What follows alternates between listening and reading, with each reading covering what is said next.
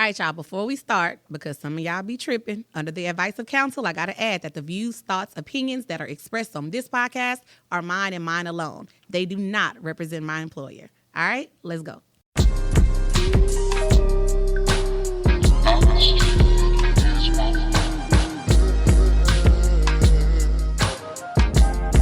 I was like, damn, do we really want to get into this discussion? Because if we get into this discussion right here, y'all.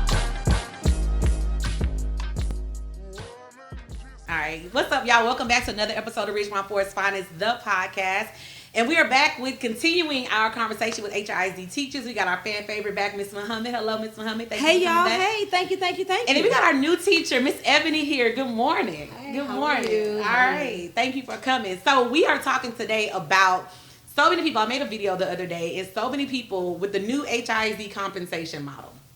And so many teachers from other places were like, damn, these numbers look good. Could it be that bad? It ain't that bad. What if it's not that bad? It's worth the money. So talking to you guys and a couple of other teachers, I just kind of want to tell people the reality of how bad it is or what you are going to do for that money. Now, this is a special case having you here because your students, like, I don't know. I love my kids. My kids give me the warm and fuzzy sometimes and they're not making my ass itch. But I had about 5 or 6 of your babies reach out to me and beg me to talk to you. So shout out to you. You're doing something right at your campus. So Teaching my kids. Teaching your kids. Yeah, just teaching them. That's it. So I'm happy that you're here. Thank you for coming because your kids are like, you got to talk to my teacher. Talk to my teacher. So thank you. Whatever you got going on over there. Thank you. Thank you for So having me. now the crazy part is that your kids reached out to me because they were worried about you. They were worried about you. Your kids were telling me how much stress they knew you were under, how you have changed from the teacher you were prior to this whole NES thing taking over, and they could just see that there's a difference in you. And so I just kind of want to talk to you about what's going on with you, other teachers, how has this whole model impacted the students on your campus, other teachers on your campus, and just kind of talk to us about it from a teacher's perspective. And then after I talk to you, I kind of want to compare, because even though you guys are both in HISD schools, you're both high school teachers, you're on 2 different models. Yes. And the disparities, the differences in what they got going on are crazy. And I just kind of want to let the world know the differences with 2 high school English teachers sitting here. So first, thank you again. And Thank you for having me. Let's get into it. So let's talk about what your campus was like prior to the new superintendent coming over and the whole NES model coming, and what's going on now. So I first want to start off by answering that question about people wanting to come over and say, like, all money is not good money, you know. That part. And if you got to sell your soul or you got to sell your mental health or anything else, then it's not worth it. Right. So to start off, when I came to my school, I was new. This is my 2nd year at this campus. Okay. And so when I came, I was new to HISD. And I will say, coming from the charter world, I was definitely happy to be somewhere where I had a lot more autonomy than I did before, and it was a lot less micromanaging. Like, I still got my observations, but the feedback that I would get from my appraiser at the time seemed very direct and strategic and was helping me grow. And I thought, like, oh, this is somewhere I could be for a long time. I was able to innovate in the classroom. I was able to do like amazing things with my students. And also I was able to just, you know, have the experience that I always wanted to have in education. And I worked really well with my principal at the time. You know, anything I wanted to do, I was able to sit down and say, like, this is my plan. And then we say yes, we say no, and we come to an example in between. So I would say, even though I did miss a couple of days here and there, it was for like real emergencies last year. I never had one day my first year working on that campus that I didn't want to come to work. Wow. Like, I was excited every single day. I'm so used to having the Sunday scaries that when it went away, I didn't know what to do. It was to the point where, like, at the summertime, they're like, what are you doing up here? What are you doing up here? I'm like, hey, I'm getting ready for this. I'm getting ready for that.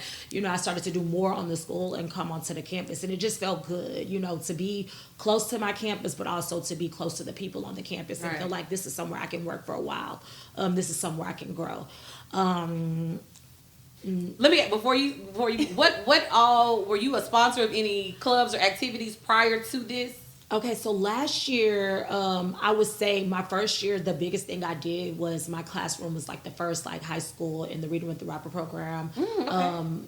The first, high school class and everything. So we were able to not only like teach children how to tap into their emotions, tap into their feelings academically through poetry, but we were able to put on a showcase at the end of that Reading with a Rapper session and give out beats to the students who perform, and like just really introduce them into poetry as an academic subject versus just something that you do in your free time. Right. And pull that part of them out. I love that. And so I would say around the end of the year, I became a co-sponsor of the cheer team. And so we started to get things together for cheer, like at the end of last school year and through the summer. So I would be on campus constantly, throughout the summer. And, it just seemed like, oh man, I'm going to work summer school next year. Like, I don't hate it. Usually You just wanted to be there. right. Like usually it's like it's the end of the school. I got to go home. Yeah. I'm like, I'm up here every day. Like I might as well, really get integrated. And that was important to me. I wanted to sow my roots somewhere. Wow. You hear teachers say, oh, I've been here for this amount of time. I've been here for this amount of time. And then also something that happened to me last year is that I realized like, oh my God, I really actually love teaching. Wow. Like I love being in the classroom. Like this is my desire. And so when they brought NES and I was like, what? I could stay in the classroom and make this kind of money? Like what? I could do the things that I want to do inside the classroom and work directly with students and make this kind of money. It felt enticing, it felt very enticing. And so we thought of it as like a new curriculum, like they're bringing something new. This is a new curriculum. And I was not a stranger to curriculum, right. Having come from schools where the curriculum was not super scripted, but very well thought out, very well planned. I said, oh, this is not going to be a problem. Like this is going to be great for all students. And that's how it was pushed. Let's just say toward the end of the summer when it was time for in-service to complete, to be over, that the curriculum still never really came. Yeah, it was just like, we on the final hour. We welcome to schools on Monday, and it's Friday, and I still don't know what I'm doing, and I'm told that I'm on this scripted curriculum. So I will say that wasn't the first time I figured out that it was different. But that's when I knew that I might be in trouble, that we might be in trouble. The people that did have curriculum, it was focused mainly on our English 1, English 2, and like algebra, those sort of EOC courses. Yeah. When I looked at their situation, I was like, oh, we might be in trouble. We might be in a little bit of trouble because the curriculum has not manifested. And then what has come is very sparse. Can be interpreted too many different ways, but then teachers were also told to like stick to the script. Okay. The script sucked. So speaking about the script, I get random emails like all day from HISD teachers. Like my inbox is hot. Someone sent me a very beautiful Canva presentation that they created showing like a flow chart almost even of what NES looks like, what an NES school day looks like versus what a non-NES school day looks like. And when I say it is timed to the T, it was the most inauthentic, unnatural thing I have ever seen. I've been teaching for 20-something years. I've never seen anything like that. It literally says from 9 o'clock to 9:04, they have to do this. At 9:05 to 9:30, they have to quiz or test. If they're not done, they're not done. Move on. 9:30 to 9:36, they have to do this. And there is no room for error. There is no room for wait, I don't understand. There is no room for nothing. And you better not get off script is what I'm talking about. You better not get off script. So let's talk about that. Tell me what a day looks like. That's how it was at the beginning of the year. We were told, so let me start by saying, the course that I teach is not it is an NES course, but because I'm at an NES school, but I don't have the scripted curriculum, right? Because you're not tested. Because I'm not a tested subject, right? But I'm still expected to do many of the things that NES, teachers do. Example, I am a environmentally conscious person. I believe in like trying to do my part. And one thing I believe in is accountability. So I've taken, unless students need it for accommodations, I'm pretty much a paper-free class, I was delivered a stack of white papers that were first they started off with index cards, but when they couldn't keep up with the index cards, it became just half sheets of white paper. I was delivered a stack, and it was supposed to be for their demonstration of learning, for them to show their learning on their DOLs. And so I gave the stack back. I was like, oh, no, thank you. We don't need those. I do all my stuff online, and I don't want this all over my classroom. And so the students who delivered it took it back. Well, I got called in to chat with someone. It's like, and there was a little note on it that said, that I refused the papers, and I had to have a little conversation. It was a light conversation, right? And it was like, can you just keep them just in case? And so even though I was very overt about that, like, I won't be using this, like, I want students to be able to track their work. I need to be able to, students have accommodations. I need to be able to show parents what they did, pull things right at as I need them and keep up with things. I was forced to take the papers. And so I'm not an NES class, but I need a curriculum binder just like an NES teacher does. I need to do DOLs or like use the cards just like the teachers do. Can I ask, I'm sorry to interrupt you. Can I ask, just so the audience will know, explain what a DOL is? So a DOL is a demonstration of learning, and it basically tells you, like, at the end of this part of the lesson, this is how you would demonstrate that you've mastered what I've taught you today. And so there are different ways to do it, but teachers are asked to use these cards so they can write, their DOLs on. And at one point, I thought that they were going to be picked up. But I don't know if that ever happened because eventually the cards went away and then the papers went away and a lot of the conversation has pretty much stopped. They are expected to have a DOL on the board, but whether or not the cards are being used, I think it's on a class-by-class basis or like a get caught or not get caught. Right, I got you, basically. Yes. Right, yeah. So now, are the DOLs like a TEK or they just some random questions that they answer, like essential questions? I'm trying to compare it to what we have in my school district. I don't know. I can kind of help her out. Go ahead. DOL, for the most part, look at it from this standpoint, an exit ticket. Okay. So instead of the exit ticket being at the end of the entire lesson, maybe it's at the end of this particular topic. Right. So we're reading teachers. You taught theme. After I get to teaching theme, here's my demonstration of learning. It can be multiple choice, open. I know on our campus it was like 10 different ways we can kind of do it. But it was still, like you said, it's time. Even though I'm at a non-ES school, I had to give it time. And in this 10-minute time bracket for us, I don't know, it might be different at your school, they had to answer questions. Right. It could be open-ended. It could be multiple choice or whatever. So within the 10 minutes time, I had to answer it. And based on this, I have to go now and grade, for example, 20 students' papers. Right. And after this 20 minutes, I'm supposed to go into maybe whatever else. Or for me, at a non-ES school, go back in and monitor and adjust my instruction. But right. That's where we are with this. And so that's how we did it at our school. Okay. So it's similar. And we had to have a deal regardless of what's going on. Even if I gave an assessment, here's the end of the unit assessment on theme and plot. I still had to have a DOL within that. Right. And so at my school, I think the way that they use it, the way that I've seen it be used is that, like, at the end of maybe like a 45 minutes, of the lesson, as students, you put your dividers up, you complete your DOL. If you a divider? Yeah, like the testing shields. Like testing shields? Because it's kind of like Oh, I know. I'm confused because the same thing in my school. It's just a no. So students. So it's supposed to determine what you get next in terms of teaching. So do you get a small group instruction in the class because you need more help, or do you get pulled out and get pushed higher in the lesson? And so at one point in the school year, I did see students traveling, periodically to different places. Okay. But some of the students who were not passing the DOLs. This is daily? Yeah, it's supposed to be daily. Yes. Because I've been in. So here's the thing. I have to be honest. I don't have an NES classroom. But I have been in the classrooms where they do the pullouts.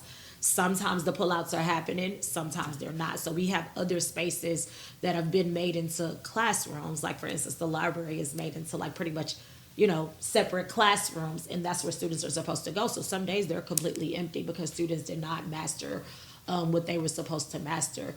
But I say this to say, when we first got there, that's how I knew we were in trouble, because the expectation was that we not do, beginning of the year building of activities, like, let's get your parents' name. Like, No. what did you do? Yes. Like, it was like, you can do that as you go along. You can do that in between if you have the time. Yes. But you start from instruction. You start with instruction on day one. And I have to So say it's the same thing. Don't do the games. Yes. Don't Yes. do the, like, what did you do over the summer? Don't do the, like, what are your goals, about me type things. Like, start instruction from day one.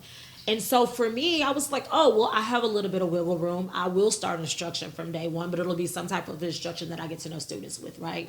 I was allowed to do that. Many other teachers who were NES, they, who have NES, like those end of course exams, no, people were in their classes making sure they were hitting those marks. And I would have to piggyback or agree with her in that even at a non-ES school, it was the same thing for us. We were told day one of in-service, when we come to your class on the first day of school, it's none of this goal setting, no growth mindset, no. Right. What is the instruction? So literally the first day of school was August 22nd.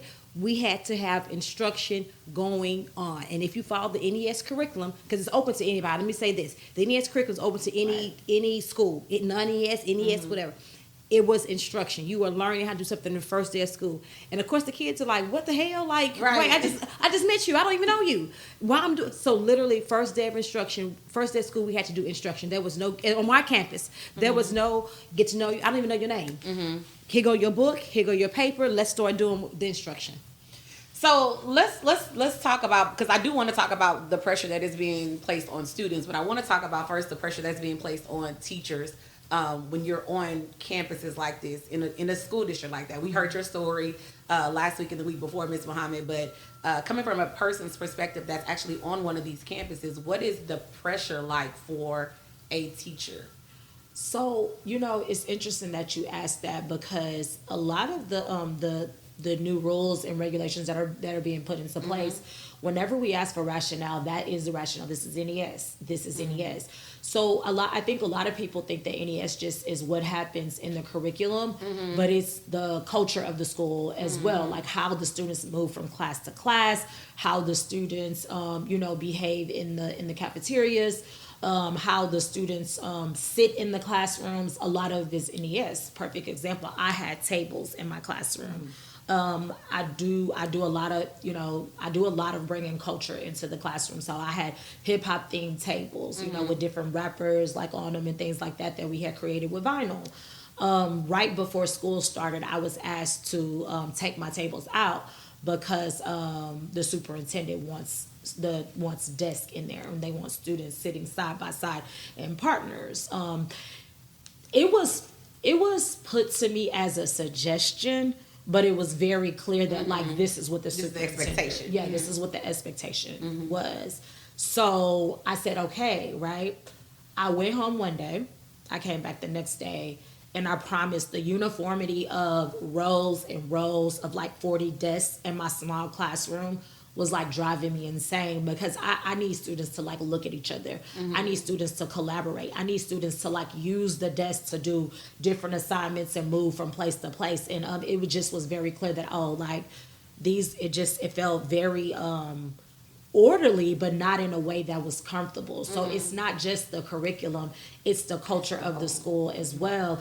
And so I think the biggest message that is sent implicitly is that because your school is not performing well, right? Or because your school is potentially in a position to not perform well, you need a different approach in the learning environment, and implicitly that approach is punitive. It feels very punitive. Absolutely. Like the way they move in the halls, move to the right. Talk about that. What does hallway movement look like? What does lunchroom movement look like? So the lunchroom, I think the thing that has changed the most is the policy on how students interact with each other in the lunchroom. They're encouraged to speak to each other. And so because they're encouraged to speak to each other, there's a very strict policy put in place to ensure that they don't talk to they're not zoned out, and that they're able to speak to each other. And it's a no tech policy. There's no technology in the cafeteria. There's no technology in the cafeteria. And so in terms of how students are moved, at one point when they put this in place, I would say this was somewhere around October, there were a lot of people that were from our campus and not from our campus, sort of acted as a faux median in the hallway, screaming, walk to the right, walk to the right, walk to the right, walk to the right, And we were told as instructors to be at the threshold and push students to the right, not physically, right. but walk to the right, them. walk to the right, move to the right, move to the right. because I guess that made things faster. So the idea was that it needs more order. Like order is what is making the performance what it is. Supposedly, right? That's what was implied. So it's been a lot of that. So like in the cafeteria, no, we're not texting, we're not checking on things, we're talking to each other, right? Or you know, not doing anything at all. What about reading? What about where are your novels? Are the kids allowed? Don't look at me. What is that? Eyes. What is a novel? Okay, so one of the big things that went out in the media when the whole NES thing came along was that y'all's libraries were taken away. Then the libraries were now learning centers, aka detention centers. Yes. And so when I think when I think lunchtime, I'm going back to my campus and I try to make everything like, let me compare so I can gauge how to interpret and how to have these conversations. If the kids are, of course, we know tech as well in my campus, so that's not a thing. But yes, they're encouraged to talk to each other when they're not on silent lunch, like it's prison. But a lot of kids pick up a book and they just read. Like, I'm just going to eat this lunch my mom bought me and I'm going to read. So if I am a student that does not want to talk to people at lunchtime, can I pull out a novel or book at my leisure and read? Well, you can. If you have one, you can pull it out. But it won't be one that came but it from won't that be campus. One, yeah, like there's none. Yeah, like it won't be from the school library. Like you're not going to the library. Like I used to. I miss Friday independent reading days. Yes. Where like students just drop everything and read here. Yeah, and so the campus that I came from. Before I was in HISD, like we did a lot of reading, and we even had anchor text and things like that, and we were encouraged. Like we knew the first like 15 to 20 minutes of class was silent independent reading, and students were reading. You know, they were reading. That's not a thing. Like not only do we not have anchor text or anything like that, students are not. They're reading excerpts, star-driven excerpts, right? They're practicing for STAR, but they're not reading books per se. And AI generated. You're definitely lessons, right. Because y'all had that big fiasco in the news with that very, very sexually explicit text. Listen, and they're not going to the libraries. They're not going to libraries. Like students are not spending time in the libraries. Because there's no library to spend time. Because there's no library. I mean. Oh no! Sorry, there's a library. There's a space, and there are books there. But is there a person there at the desk to check things out? Are we using it to encourage culture? No, we're using it for like miniature classrooms, you know, and like ISS purposes if need be. Like there are several things that it's being used for, but not a library. And so it was interesting because. And I was this kid, so I try my best to, to understand that. But I have a couple of bookworms. Yeah. And when they bring it up, when my students are like, if they don't, I had a student bring up a really good point. It was like, if we're not going to be able to check out books, then they need some type of like online system or like to connect us to libraries. Yeah. And why don't we have that? And I'm like, it might exist, but it's not readily available. It's something that I would have to look for and build it into the classroom culture. Whereas I think that in the English class, reading should already be expected. So I do have those bookworms that I'm like, hey, I love the book, we'll read it together, but this isn't the time. But they're not getting those books from the library. They're not getting those books from the school library. Okay, so let me ask you this. What are your hours now? What are your work hours? And have those changed? What were your work hours last year, your contracted work hours last year? And then tell me your work hours now and what the word contract means now. Ooh, that's a hard one for me because I think last year we got out at 3:45. From what time? From 8:25 or 8:30 to 3:45. Now we're expected to be on campus around 8:15, and then we get out at 4:25. The students are released at 4:25. We have to be there until 4:45. Except on there are two things. We have staff meetings weekly, and so we have to be able to be there for about an hour and a half, and then we also have a duty every week that's about 90 minutes. It's about 90 minutes. I think 90-minute duty? It might be 80 minutes or something, but I know mine was from like at one point it's from like 7 to like 8:20. 7 a.m. in the morning, so you had to get to work at 7 a.m. instead of. And so then it got moved to 7:30 because the buses don't get there at that time. But technically, we were supposed to be there. Yeah, from like 7 to like, to the time that the bell rings to watch my specific station. So yeah, I'm they're looking at you give crazy us- because We I'm both just looking like like this. yeah, they're allowed to give us an extra duty. So and I'll have to go back and fact check myself, but it's somewhere between 60 and 80 minutes. I will say that I struggle with my duty. I have gotten a lot of messages, but I think it's because the workload is so much that being to school at like 7:30 is difficult. Like with the stress and everything, Right. It's difficult. So that's the only reason why I'm kind of like sketchy on it, because I have yeah. kind of abandoned my post, and we'll be in trouble for that. But I need to be. It's like I have to. It's like, do I want to get in trouble for not being in a spot that like because my specific duty, no one is there. Right. I'm supposed to ensure that students don't try to enter through that to that section. So I would say I'm gonna get in trouble for that, but I have to decide, like, do I want to be there at 7:00 in the morning, or do I want to be able to show it for my students and teach every day?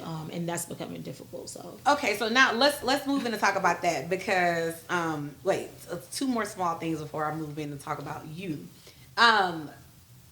There was an article that came out in the Chronicle. I'll keep referencing the Chronicle to every and everything because the Chronicle is that girl. Yeah. But the Chronicle made an article with your superintendent speaking about how there was no longer a such thing as contracts. One big thing that teachers stand on, where I've been, is Bookie, my contract is from Right. 8 to 4:30. 4:30, I'm out the door with the buses. I'm gone. Right. Talk to me after my, I'm Right. not on contract. Don't talk to me. There was an article where your superintendent was very vocal about that is no longer a thing. You work when we tell you you work. If your hours are what we say your hours are going to be. There's work that needs to be done, and it's going to require you to work after your contracted hours. So, and then about maybe 2-3 weeks ago, there was a campus in your school district that randomly had this meeting at 6:30, 7:00, and the principal was like, everybody needs to be on Teams at this time, and I'm like, it's after hours. And so people from that campus that were sending me that text message or sending me screenshots of the text message, I'm like, wait, the message came to y'all at like 5:30, 6:00 or something randomly like that. And then they're expecting you to drop whatever you're doing and be on Teams. And the principal was like, the meeting is mandatory. And I'm like, what if another person, because we're poor, we're at another job. What if you're doing something with your kids? Like, how can they demand that of you? And it's like, it's NES. right, that's the thing. It's NES. So it's been like that since the beginning. Like we will get a announcement. That's the biggest thing. I'm gonna tell you two things that I started to understand. Like, oh, we're really in some trouble. If I take off, right? Like if I want to take a day off, it says 7.75 hours. That's what I'm taking off, 7.75 hours, because that's how many hours we're supposed to be contracted to work, right? Contracted. But if you count from 8:15 to 4:45, like that is more than 7.75 hours, right? We used to use a time clock, right? A time stamp. But now we are not logging our hours in any other way besides a notebook that is used supposedly for safety reasons. But what they're really doing is they're going through and it's like, oh, you were late? Well, then you need to come upstairs, sign a paper saying that you were late. And if this happens, like you get this much docked off for your pay. After this around the time, like it's a dock. So the sign-in sheets are really used punitively, and at a certain time, the books are taken up. And you can't sign And you can't sign in unless you go upstairs, right? And then in the afternoon at 4:45, the books are put back down. There's no time clock. I could just put my finger, sign out. Whatever you do with it is what you do with it. No, like the books are so when we talk about the micromanaging and the surveillance, the high level of surveillance, right? We don't have any per se contract hours. So since the very beginning of the school, we might get an email if we're lucky, right? But usually it's an announcement made that says like, hey, like we're having a meeting, it's mandatory at this time, or there's an emergency meeting at this time. That has happened several times. And I myself have gotten into a sticky situation because of that. They called the meeting at the last minute. At that point, my ride was there to pick me up in my ride, with my children in tow, and something happened on campus. And I'm like, hold up. Like we're having this meeting, but my children are outside in the midst of this, and whatever's going on, and it's like being ignored, So I have to choose between like my children would not have been here had this meeting, happened on time. Was that a situation? Go ahead. where, I'm sorry, was that a situation, I'm trying to combine all the stories that I get from teachers all over the place.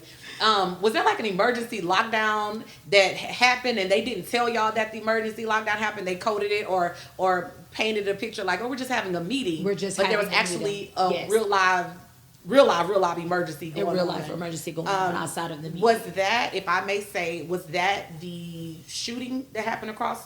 So it was the day after the shooting, but yeah. So we thought we had an emergency meeting in the morning. The day after the shooting, the shooting happened. There's a store that's nearby, so there was a shooting, and we had an emergency meeting with in the morning. Students. Yes, and so the meeting that we had in the morning, we knew it was to say, hey, this is what's going to happen. This is how we're going to deal with backpacks. And in my mind, I was like, well, I thought we already had a policy for backpacks. There were no clear this new policy has this is not a thing. We've already had this policy. But it was to teach us how to handle it and teach us what to tell the students, to instruct us on how to inform the students. And so this is the day after the shooting. And so that afternoon, an emergency meeting was called.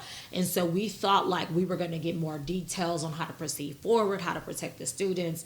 But that's not what the meeting was about. The meeting was about how to do turn-in talks and what to expect if someone came into our classroom. As far as from upper admin. And we were practicing turn-in talks, right. Can I ask a dumb question? Don't say that there's no dumb question because, baby, we teachers, we know that there's dumb questions. But here's a dumb question. And I'm thinking your campus specifically. I'm thinking other campuses that I've talked to or teachers from other campuses that I've talked to in specific neighborhoods or certain neighborhoods. When that shooting happened with those two students, do y'all have a crisis team in HISD that comes to campuses and speaks with students when they have experienced trauma in the neighborhood or trauma that involves their classmates or their teachers even, that a team comes out and says, hey, there are 8 of our top counselors from the school district here. If you got this happened, unfortunately, because we have to notify parents that this happened and you may see some changes in your student. We have a crisis intervention team on campus if your student wants to come and talk to somebody. Is that service available at your campus or at your campus? So let me say one thing. We've had 2 shootings. Yes, I think more than that. Or but I'm just saying what happened right by the campus. So the first one that we were talking about happened the second day of school. We did have one recently involving 2 students and or involving a student. And with that specific shooting, yes and no. There are crisis teams available. Yes. We are told that there are crisis teams available. Whether or not they're just visible is questionable. And then for me, we're told that if a student needs something, send them there. But we're not necessarily doing needs assessments, if that makes sense. It's business as usual. And then if I see a student that might seem off, right, then I'm supposed to send them. But that's to me it has not been the most effective way to triage trauma by just sending students if I can't even get because I could not imagine, and this is where I always talk about teacher privilege, right? Because teachers can easily get on TikTok or on Instagram and YouTube and say, oh, my school is this, my school is that. And sometimes when I talk to teachers who don't have even the things that we have at my campus, I am befuddled. I'm mind blown because I'm just like, my God, I could not imagine being at a campus where they don't stop the world because the crisis has happened. Hold up, time out. Stop the world. No. It was never even, there was on my campus, there was never even an announcement made. And students were hurt. Students were like, can we get a moment of silence? Can we mention this our classmate just died. Well, the last student, the classmate passed away. The classmate passed away. So students, this was 2-3 weeks ago. And they were asking, and and I didn't hear this, so this is not a direct quote, but a student came to me and said, hey, I don't know what to do because I asked our principal, and our principal said, we just want to get things back to normal. But no announcement was made. We recognize this has happened. Right. Did a letter go out to the community? So it went out. I'm confused. You gotta help me. So it didn't go out the same day. It went out the next day, toward the evening or something like that.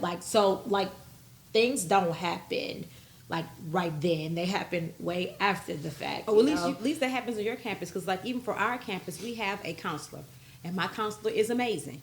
But she cannot be a counselor because she's also this, she's also that. So we have students who have episodes. Right. And I can see, oh, hey, you can ready to have episodes. Let me go call the counselor. But guess what? Now the counselor is watching this classroom, or the counselor's doing this. So even though we know certain kids have episodes, again, no shame in it. I cannot always go and say, can you come with this? Because that counselor has now been used for X, Y, and Z. So even though you might have the staff on campus, they're not been able to be in whatever their actual role is. So even if there's a kid in my class, I mean, we have students whose parents have died, because life is just life. And we find out through the grapevine, hey girl, so-and-so parent has died.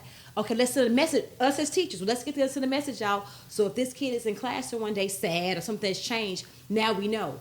But it's not like, I know, I get you. It's not like our counselors, our counselors do. No shade. That's not our counselors do an amazing job. They do wear several hats, but they don't get a chance lot to of be. them are on duty. Yeah. And doing their work. Yes. I specifically have a counselor that sits outside my classroom every day doing several jobs, like not only making sure kids are outside of the hallway, but like working outside doing her work. So shout out to our counselors. I think in terms of the communication, there was a BB gun on campus, and it happened first thing in the morning, like 8 something, before 9 o'clock, and the information wasn't put out to that evening. I don't think that was after so many people in social media had said something. Because the BB gun, it looked very handgunish. It was not a regular old school BB gun that I saw that clip. I was like, what? Did some parents get a phone call? And so they did it. And so if we're talking about safety, I don't know if safety is the priority. That is what it said. That's what it said. Yeah. That is what it said.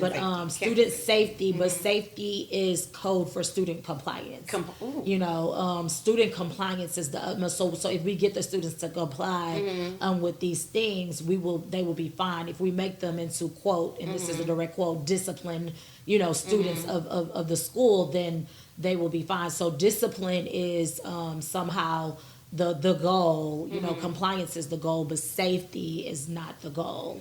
So let's go to student compliance quickly, because your campus, other campuses, I've been getting videos and messages the students are sending clips and things like that in.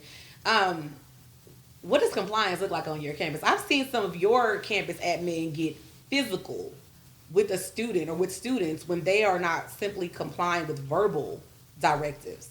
And I want to know how we get to a spot. Again, this is privileged mom, privileged teacher, right? Right. Where I am, you better not ever put your hands on a kid. Right. You better not. As a matter of fact, you better not even raise your voice at a kid. Right. It could not be. Where my kids go to school, if a teacher dare put their hands on a kid, the way we coming up to that school, the way the NAACP, everybody in the county is coming, it would not happen. The community would not dare. You know what's so strange though?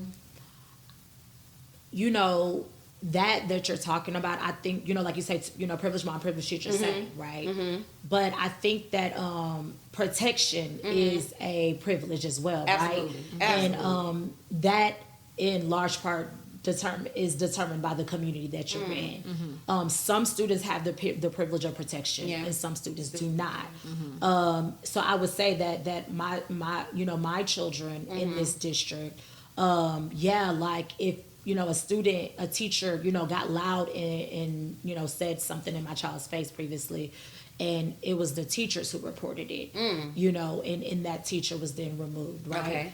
Okay. In this case, it really feels like by any means necessary. Wow. And as long as it's not documented, it didn't happen. Yes. Even if you saw it with your own eyes. Even if you saw it with your own eyes, or even if you experienced it with your own eyes, right? The goal is to desensitize. Like compliance by any means necessary to desensitize. So I would say that at first the question was like, it starts off, and that's what we have to realize. We're in a world right now. We're in a little, our district is a microcosm of like the larger issues in America right now.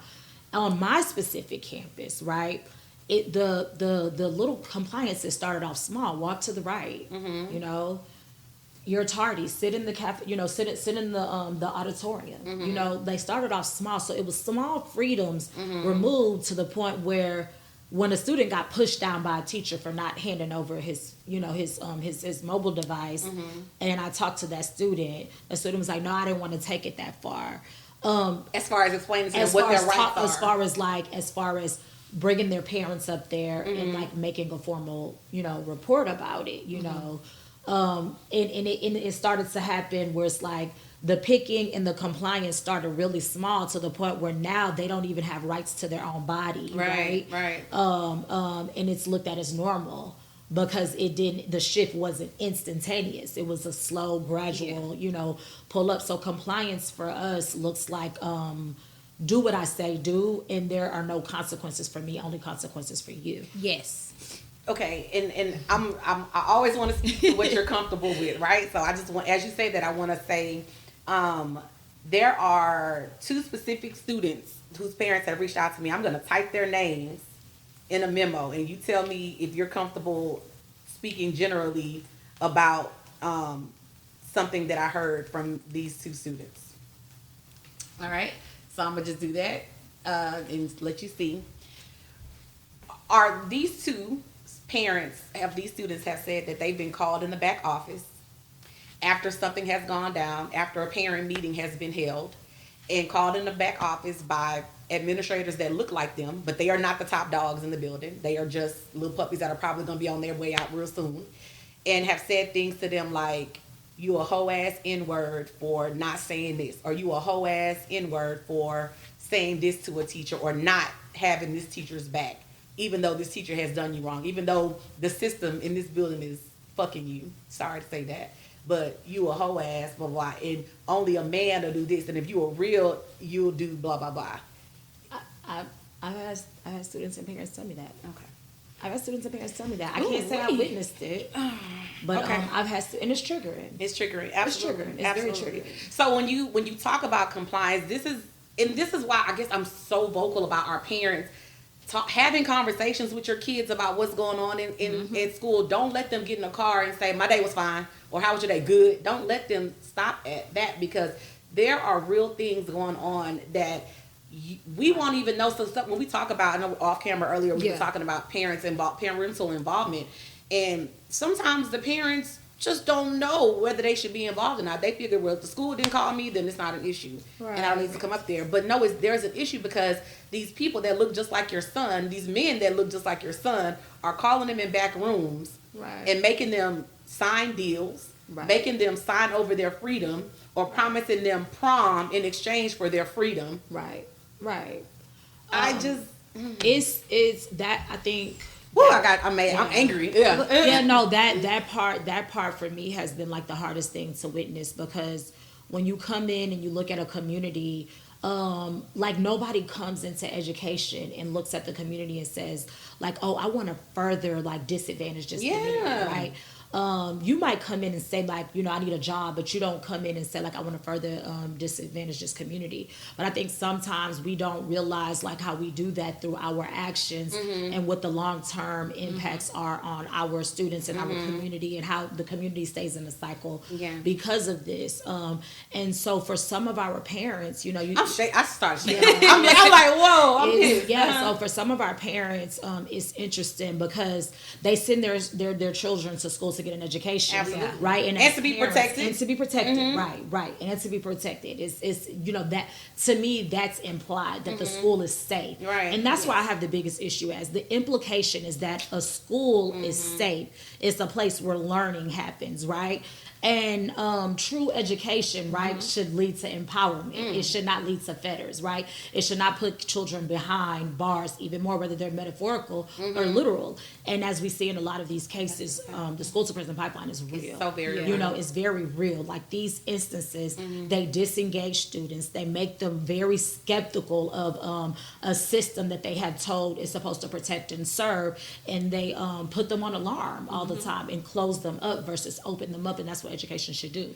So when you have parents, right, who want, right, they look at their children and say, okay, I'm working my butt off, right? I'm working my ass off every single day, right? And I send my child to school. The idea is that like I have these relics that sort of epitomize or are metaphors of success. I have graduation, you know, so I want my kids to have that cap and gown, right? I might not see them. I didn't get a cap and gown. I might not see them get a cap and gown, right? So I want them to walk across that stage. So I'm complying too as a parent. Right, so I'm complying as well. We're both. So I want my children to go to prom, right? Because for me, like seeing my daughter in a beautiful dress that I've never been able to wear, you know, we know these days parents, you know, the young ladies are coming out. They stepping out. They're stepping out. And the young men too. And the young men too. You know, they're getting together to do something that I'm not trying to be funny, but like that they might not ever get to see it again. You know, and even if they will get to see it, you know, they might not have saw it. The parents might not have saw it. You know, I've never wore a wedding dress, right? So I want to see my daughter look this beautiful. I might not ever see this type of moment again. And even if it's not in the forefront, we know it's in the background because of the things that they put out, right? So these are these relics of success for our parents, and they have to grapple with what little things am I willing to give up? You know what I'm saying? To make sure this happens, you know, and then eventually you have given up your whole entire child. You know, your child is no longer saved. So it's hard. It's really hard to watch. So when we talk about, I made a video the other day about us getting in the room. Like we're in the room, we're at the table, right? Now what are we doing with our seat at the table? And I made that video because speaking to a parent in the district whose kid is going through some disciplinary things that are unfortunately leading to criminal charges, you know, outside of that. But because this kid is a kid with a disability, they have to go through a process, right? Whether we like it or not, whether people agree with it or not. We as adults have due process. Children they have their due process as well, and they are entitled to their due process. And so I'm talking to the mom and I'm asking her questions, right? So the first thing that stuck to me in my mind when I'm asking this mom these questions is a lot of the terminology I'm using, she's unaware of, right? And that's a whole different podcast in itself. So now I'm realizing, okay, I need to change the way that I'm speaking to her, and I want to make her understand, not dummying it down, because the mom was intelligent. I'm not saying that, but the mom was unaware of school terminology, right? And so, but if educators are educators like I am, these are things that parents should be aware of. These are terminology. This is a process that your baby is involved in. These are terms that you should be aware of, right? So clearly, in my mind, I'm already thinking every time you come sit down at that table, they're talking over your head. That's the first thing that comes to mind, right? And so I asked the mom, you know, a couple of acronyms. Give me some papers. These are things that I need to see because I know that these things should have happened. Let me see. What the mom gave me that she was getting by the school was disgusting. Absolutely disgusting. Because I said, what educator, what individual sat down in a meeting and did this legal thing with this parent, and you could tell it was rushed. Boom, boom, boom. Get out of here. Or do you agree? And the parent's gonna say, I guess I agree. Right. And sign off because I don't want to look stupid at this table. Right? And in a sense, my kid did do what y'all saying my kid did, and I'm like, that's not even why we're here. We know, but you still have rights, and your kid still has rights. Your child is a person still. And I'm looking like, oh my God, if I were an attorney, I would eat this up and I would own that school because I know like hell y'all didn't do this to my client. So some of these things that are being done by our own people. So when we talk about when you get your seat at the table, what are you going to do with your seat at the table? And I realize that right now, a lot of administrators are under pressure from the superintendent and from the executive directors and from the area supervisor. Well, y'all got all these damn titles in this district. Right. But from all these people. So people are under pressure to perform, right? But they are being so under pressure to perform that they're doing our kids a disservice. And I'm looking at the counselor, not a counselor on your campus. I'm just saying in general, a counselor. I'm looking at the LSSP. I'm looking at 504 coordinators. I'm looking at special ed or art facilitators. And me, when people tell me names, baby, I'm going to go Google. I'm going doing my Googles, and I'm like, wow, y'all all look like me. Right. These students all look like you. Why would you do that? Why would you not be that person at the table that says, you know what? I'm the person on this campus that's designated as the person to make sure that these students' rights are being met. Why are you not doing that? Why are you being so, and I hate to use this word, but the only word I could think of when I look at this paperwork is lazy. Sorry. And you know what? I really believe I believe that laziness is a myth, right? I do. I don't think people intend to be lazy, right? I think that like we do jobs that are not our passion, right? I think that we do things out of compliance, and then I think sometimes we do things that we're not necessarily the best educated to do, and it reflects on what we see. But what I will say is that on my campus specifically, the sense of urgency is real, and we have to. That's a whole nother conversation about how sense of urgency is rooted in capitalist culture. And so when you put that sense of urgency out there, things get skipped over. People go into tunnel vision and they forget to cross their T's and dot their I's. And so I look at my admin. I know the people that support me specifically. I see them running around like chickens with their haircuts off, trying to check the boxes. But then at the same time, that capitalist culture means that like I need this role to like to supplement my life, to make sure that I can afford my life, or get to where I need to be. And so then people that look like us, these color people, we become I'm a firm believer that racism is systemic. There's interpersonal prejudice, right? Absolutely. But we become the biggest perpetuators of like a racist system, right? So we cannot be racist, but we perpetuate racism. We're a tool. We're one of the best tools. If I put people that look like you, they could speak the language. You know what I'm saying? They can get you to do what you have to do. And here's my goal. The idea is that we are not like you. You are like us. So you need to conform and you need to comply and you need to ensure that you are on this track and it's tied to your livelihood. You know what I mean? It's very much tied to your livelihood. So then you get a lot of people saying, what am I willing to give up to have this? And you would be surprised at what people are willing to give up. One, because they want to have, they need the capital, right? That's why I say sense of urgency is rooted in capitalism. Like the best thing you could do in a situation like what we're in is what I'm doing, which is rest. They say when you're held captive, right? The first thing you're supposed to do is rest. So that when your captor, right, falls off, you're able to think clearly, right? So for me, I got pushed into a corner and I'm like, I need to rest because I'm falling off my game, so I'm resting. But some people tie their blessings to man, right? And when your blessings are tied to man, you do what man says. You're eating out of his hand.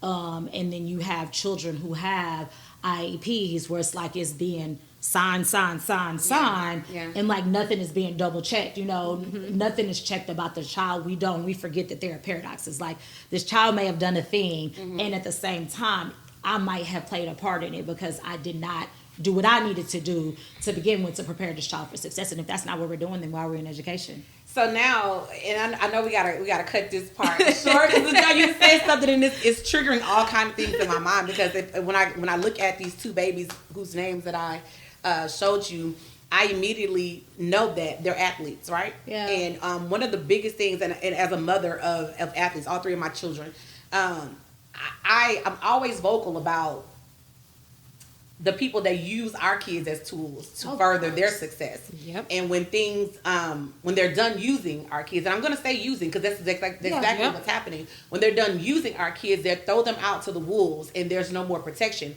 But when you were using them, right, I'm stepping in, I'm protecting you, I'm doing everything I need to do for you because I need you. Because I need you. I need you. I need you to be a notch on my coaching resume. Right. I need you to bring income into the school, into the district on a Friday night or what have you.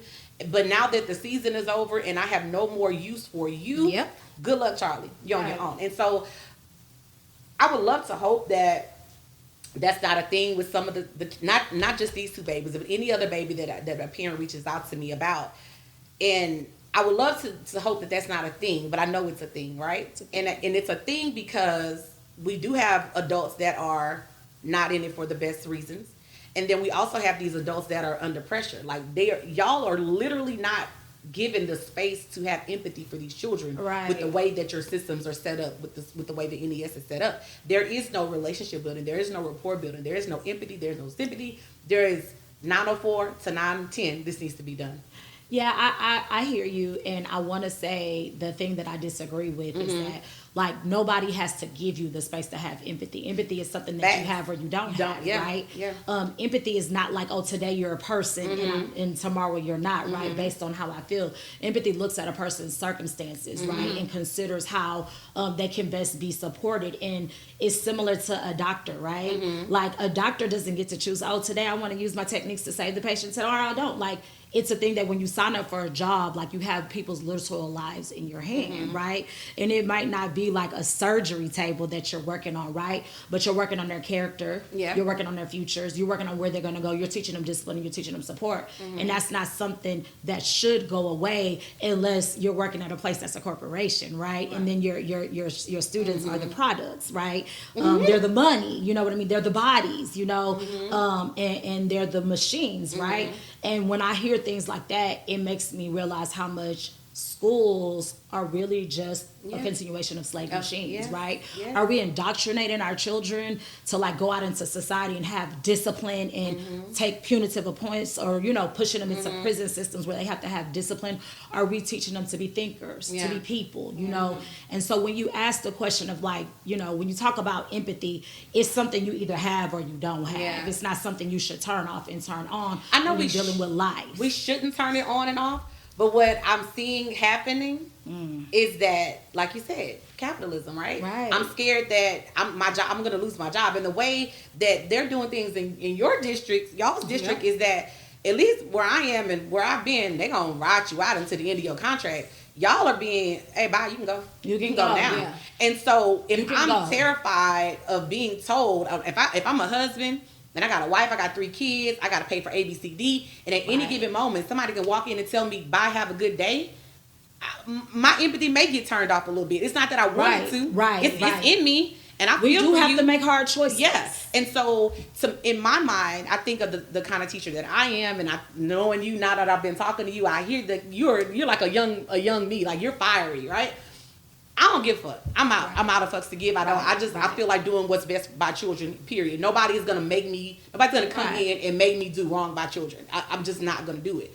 But if I'm a person that doesn't have that, hasn't built up that courage yet, you may be able to come in and take away my empathy. No, absolutely. And like it's there, it's in me, and it's not that I don't want it to be in there, but I am terrified because you have come in and you've led by fear, you've led by intimidation, and now you're not giving me a choice. You backed me into a corner. Absolutely. And now I have to choose between doing right by this kid legally, or is my wife going to have her house paid for next month? Right. My children are in daycare. Am I going to be able to pay the daycare next month? Because you come in, I know 3 or 4 teachers right now that in the last 2 weeks that emailed me, HISD has told them have a nice day. Yeah. So, and I choices. honestly fear that I'm next. I honestly fear that I'm next, and I'm okay. And if we're talking about it, it's like I give my all to my students. Like one thing that anybody who knows me knows, like we're gonna teach. I'm gonna teach. Like, what are you gonna do? I'm gonna teach my babies. If something happens, like I'm going to change the lesson to reflect what's going on. Because as teachers, that's what we're supposed to do. You know, I'm gonna educate them, and I'm also gonna give them the tools, right? But does that mean that I'm not scared? I am, right? Mostly scared that if I move out the way, then who's going to take up the torch, right? And also I have to realize that, you know, and I hate to be that person, but it's like, remember Emma was like, I've been to the mountaintop, you know what I'm saying? I'm not going to go over the edge with y'all, but I've led you guys there. And so for me, I've put enough fire under them that for if anything were to happen, right, then I would, I have to trust that I'm going to be okay, trust in my skills, trust in my gift. Someone has to be the sacrificial lamb. Somebody has to, but I also don't see myself as a, somebody does have to be yes, like, and I also don't see myself as like a victim of this system, right? I do think that the system is a problem, right? But I don't see myself as a victim because, like you say, I've made conscious decisions to do certain things because I am in my right mind and because I know that my silence won't save me and it also will not save my students. And if I don't give them the tools, then who will? If I don't turn the keys over to their community, they will stay locked up, right? So I don't consider myself a lamb as much as I consider myself somebody who at every decision, I have to make the decision of what's best for me, but also like what am I going to tell my kids? Yeah. You know, I'm gonna have to talk to my kids about Yeah. like what we're dealing with in HISD is historic, whether Yeah, people realize it or not. We are making Yes, history, right? absolutely. And so when it all, Even with y'all being here, sitting here right, talking, we're yes. making, and so some things will be told, and what is the story I'm comfortable with Yeah. telling my children? What side of history And do you so, wanna be on? but then I just want to acknowledge what you said, that like, yes, people are being pushed. Yeah. You know, I see people above me who I've looked at as great people, but I've seen them running around Yeah. and having to make difficult decisions, and like also trying to protect the me's in the building, Yeah. you know, while still not, you know, like not being told that they're not doing their job. Yeah. Difficult decisions are going to be made, and I feel like right now we're about to be at the end of year one, and I think that like under this regime, right, this regime, and I think people have to make a decision of what side they're on. I love that. And it just is what it is, you know.